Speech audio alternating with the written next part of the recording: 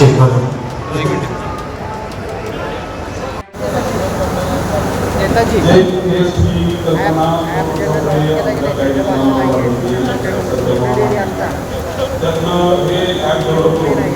समाजातील सर्व लोक व्यापारी पवार साहेबांनी आज आपला उद्योग प्रत्येकाचा इथं स्टेजवरती बसलेले भरत मानकारे, दीपक पाटील, भाऊसाहेब नाईक, सागर भोंगरे, सूरज आपले, महावीर कोल, आजी सकळे, सचिन सकळे, मिलिंद चौधरी, बरगाले डॉक्टर, भाऊबली कबाडे, सर्वच उपस्थित आपल्या शाखेचे सर्व चेअरमन, व्हाईस चेअरमन पदाधिकारी, आमच्या विभागीय पदाधिकारी, गायकवाड उपस्थित असलेले सर्वच मान्यवर आणि मित्रांनो, 125 वर्षे पूर्ण झालेले आहे दक्षिण भारत जयसभे आज विविध माध्यमातून 125 वर्षे कार्यरत राहिले.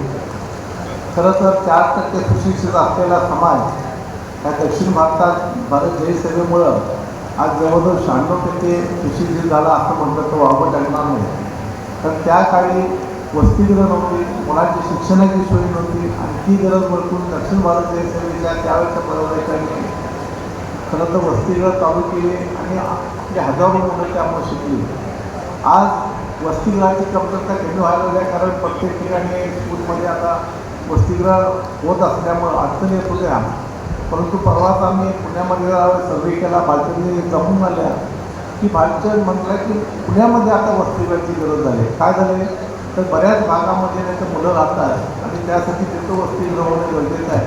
म्हणजे प्रत्येक वेळेला कालचक्र फिरून येत असतं तशा पद्धतीनं झालं आहे आणि आता पुण्यामध्ये वसतिगृह काढण्याचा नियोजन सुद्धा दक्षिण भारत जयसभा करतो. आरोग्य, शिक्षण आणि संस्कार हे आम्हाला रावसाहेबदादांनी धडा शिकवला आणि त्या पद्धतीनं दक्षिण भारत जयसभेचं वाटचाल चालली आहे.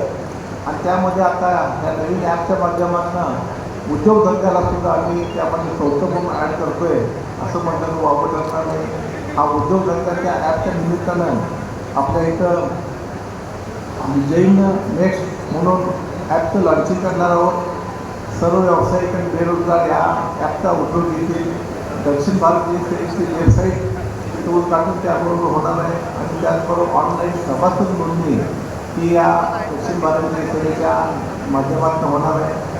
गेल्या या 8 महिन्यामध्ये भालचंद पाटीलांनी आम्ही 3 दिवस जवळजवळ 7,000 सभासद वाढवण्याचं उद्देश केलं, ते पूर्ण केलं. 1,00,000चे सभासद, 50,000चे सभासद, 25,000चे सभासद यामध्ये सुद्धा लोकांनी योगदान दिलेलं आहे. अशा पद्धतीनं दक्षिण भारत जयसभेची वाटचाल चालू आहे. यापुढे जे जे नवीन येईल ते दक्षिण भारत जयसभा ॲक्सेप्ट करणार आहे. तर त्या पद्धतीनं पुढचं कार्यवाही होत राहील. परत एकदा सर्व मान्यवरांचं मनापासून हार्दिक स्वागत करतो आणि थांबतो. जय हिंद.